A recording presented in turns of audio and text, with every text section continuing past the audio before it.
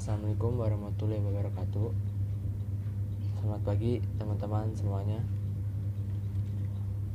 Pertama-tama izinkan saya memperkenalkan diri saya. Nama saya Ferdian Hendri Aldion dari kelas 11 MIPA 2, nomor absen 9. Sekarang saya sedang ada di rumah. Semoga teman-teman semua dalam keadaan sehat selalu dengan cara berdiam diri saja di rumah. Sebelumnya saya berterima kasih kepada teman-teman semua yang sudah mengklik video ini dan menontonnya. Terus jangan lupa di like, di komen, terus di subscribe juga.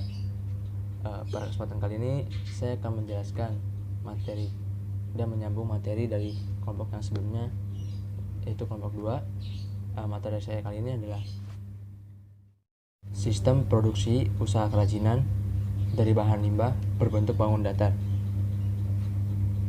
Produk kerajinan banyak memanfaatkan bahan-bahan alam seperti tanah liat, serat bambu, serat alam, kulit, logam, batu, dan rotan. Tidak hanya bahan-bahan alam, tetapi juga bisa memanfaatkan bahan-bahan sintetis seperti limbah plastik, limbah kertas, limbah karet. Produk kerajinan di setiap daerah memiliki kekhasan tersendiri. Seperti ada contohnya, yang pertama itu ada kasongan dari Yogyakarta, produk kerajinan dari tanah liat. Terus ada Palu, Sulawesi Tengah, produk kerajinan dari kayu hitam. Kapuas, Kalimantan, produk kerajinan dari bahan rotan. Secara umum, jenis bahan untuk produk kerajinan dapat dibagi menjadi dua, yaitu bahan limbah yang berbentuk bangun datar dan bahan limbah yang berbentuk bangun ruang. Dan sekarang saya akan menjelaskan limbah-limbah apa saja yang dapat digunakan untuk pembuatan produk kerajinan. Pertama ini ada kerajinan dari limbah kulit jagung. Seperti yang kita ketahui, kulit jagung merupakan limbah pertanian dari tanaman jagung. Kulit jagung seringkali tidak dianggap dan setelah itu hanya dibuang saja. Sebenarnya, sampah kulit jagung ini bisa berguna dalam pembuatan produk kerajinan yang sangat menarik dan bernilai. Contohnya seperti ini. 2. Kerajinan dari bahan limbah sampah plastik. Sampah plastik merupakan sampah anorganik yang sulit terurai oleh mikroorganisme. Butuh waktu cukup lama supaya sampah plastik dapat terurai dan menyatu dengan tanah. Sebenarnya, sampah plastik bisa kita gunakan dan kita manfaatkan sebagai pembuat produk kerajinan yang bernilai tinggi dan menarik. Contohnya seperti ini.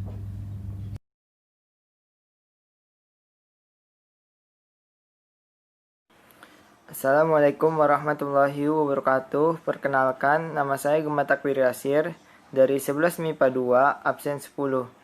Saya ingin melanjutkan penjelasan teman saya tentang materi PKWU, yaitu sistem produksi usaha kerajinan dari bahan limbah berbentuk bangun datar. Kita langsung saja ke materinya.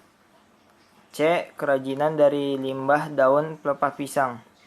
Sebagian besar masyarakat Indonesia menganggap daun pelepah pisang hanya sampah dan pasti dibuang atau dibakar. Kita tidak tahu bahwa limbah daun pelepah pisang itu bisa bernilai ekonomi dan bisa dijual. Pelepah pisang sendiri adalah bagian dari daun pisang yang terdapat di tengah yang membesar dan mengumpul berselang-seling membentuk suatu struktur seperti batang.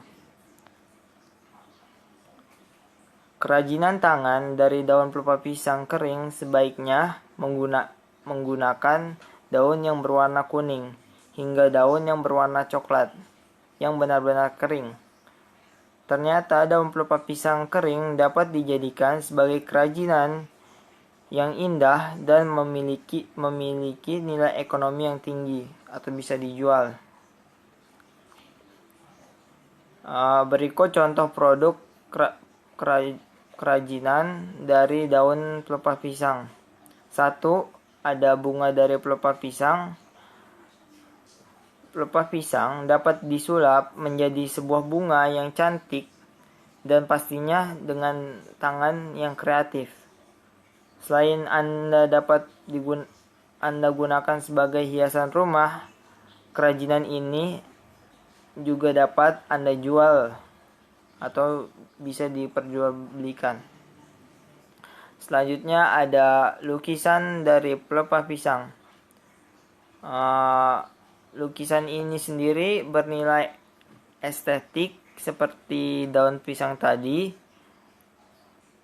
Lukisan ini memanfaatkan pelepah pisang sebagai bahan utamanya, tentu memiliki keunikan tersendiri dibandingkan lukisan lain pada umumnya. Seperti yang kita bisa lihat, lukisan ini memiliki keunikan sendiri daripada lukisan lainnya. 3. Ada tas dari pelepah pisang. Tidak hanya lukisan saja yang bisa Anda buat menggunakan pelepah pisang. Contoh kerajinan tangan dari pelepah pisang yang tidak kalah menarik dan bernilai jual tinggi adalah dengan membentuknya menjadi tas. Seperti sekarang ini, tas ataupun barang kosmetik atau barang-barang lainnya mempunyai nilai jual yang tinggi dan mungkin bisa dijadikan brand tersendiri atas nama diri kita. Kita lanjut ke alat dan bahan. Alat dan bahan ini umumnya digunakan pada saat pembuatan kerajinan limbah pelepah pisang. Alat dan bahan yang umum digunakan: 1. Pelepah pisang kering, 2. Gunting, 3. Kertas karton, 4. lem fox, 5. pensil, 6. biji-bijian untuk menghias. Nah, jangan lupa ada tambahan, gunakan tisu atau lap lainnya untuk menyingkirkan getah yang masih terdapat di pelepah pisang tersebut. D. Kerajinan dari limbah kertas. Kertas adalah termasuk bagian dari limbah organik kering. Hal ini karena kertas mudah terurai dalam tanah. Meskipun kertas mudah hancur jika terkena air, namun jika digunakan sebagai bahan dasar produk kerajinan, kertas dapat diolah sedemikian rupa sehingga tidak mudah hancur. Nah, bagaimana tuh tidak mudah hancur caranya? Cara mengolah kertas agar tidak cepat hancur adalah dengan menambah kandungan lem atau zat pelindung anti air seperti melamin atau politur. Dapat pula dengan dilapisi plastik atau dengan cara manual ya. Itu dilapisi plastik. Selanjutnya, limbah kertas dapat digunakan sebagai bahan kerajinan dengan berbagai teknik seperti teknik anyaman, teknik sobek, teknik lipat, dan teknik gulung atau teknik pilin.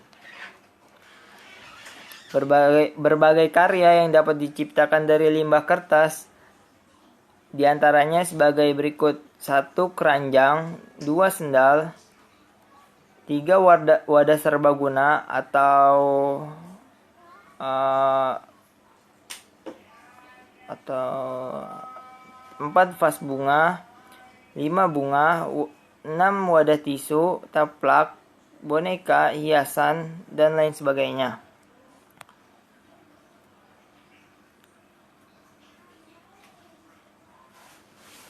Berikut contoh kerajinan dari limbah kertas.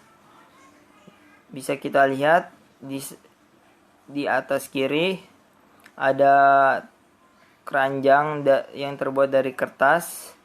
Di sebelahnya ada boneka dan tempat tisu dari bahan kertas. Di bawah boneka itu ada paper bag atau wadah serbaguna, dan di samping paper bag ada lukisan atau penghias dinding rumah. Nah, alat dan bahan yang sering digunakan dalam kerajinan limbah kertas antara lain: 1. Gunting, 2. Cutter atau pisau, 3. Stick atau sumpit, 4. Tusuk sate, 5. Pewarna. Nah, pewarna di sini dapat dikategorikan sebagai cat air atau minyak, terus krayon, pensil warna, atau sebagainya. Sekian presentasi dari saya, kurang lebihnya mohon maaf. Wassalamualaikum warahmatullahi wabarakatuh. Halo semuanya, nama saya Geriko Brian. Saya absen 11 MIPA 2. Ingin melanjutkan materi dari video ini, video kelompok 3, yaitu sistem produksi usaha kerajinan dari bahan limbah berbentuk bangun datar. Saya membahas bagian E dan F. Pertama, bagian E, kerajinan dari limbah kain perca. Definisi dari kain perca adalah kain sisa guntingan yang berasal dari pembuatan pakaian, kerajinan, atau produk tekstil lainnya. Jadi kain perca merupakan tambahan untuk misalnya pakaian atau kerajinan tekstil lainnya. Ciri-ciri dari kain perca: ukurannya kecil, berbentuk potongan, motifnya tidak beraturan, ukurannya tidak sama. Alat yang digunakan untuk mengolah kerajinan limbah kain perca ada banyak. 1. Mesin jahit, digunakan untuk menjahit tiap-tiap kain perca. 2. Jarum. 3. Karbon. 4. Radal. 5. Tuduk jari. Tuduk jari digunakan untuk melindungi jari. 6. Meteran, digunakan untuk mengukur ya. Gunting untuk memotong. Manfaat mengolah limbah kain perca. Ada beberapa manfaat, yaitu yang pertama, mengasah teknik menjahit. Kedua, mengasah kemampuan menemukan ide. Yang ketiga, dapat menjadi usaha. Dan yang keempat, mengurangi limbah. Berikut contoh-contoh kerajinan limbah kain perca. Ada yang membuat tas, boneka, selimut, ada juga sendal dan tas-tas juga. Yang F, kerajinan dari limbah kardus. Kardus adalah suatu barang yang biasa digunakan sebagai pelindung atau bahan untuk melindungi produk yang biasa mengemas suatu barang selama distribusi dari produsen hingga sampai pada konsumen. Karena kardus sangat sering digunakan pada kehidupan sehari-hari, limbah kardus sangat banyak di dunia saat ini. Alat untuk mengolah kerajinan limbah kardus sangat simpel.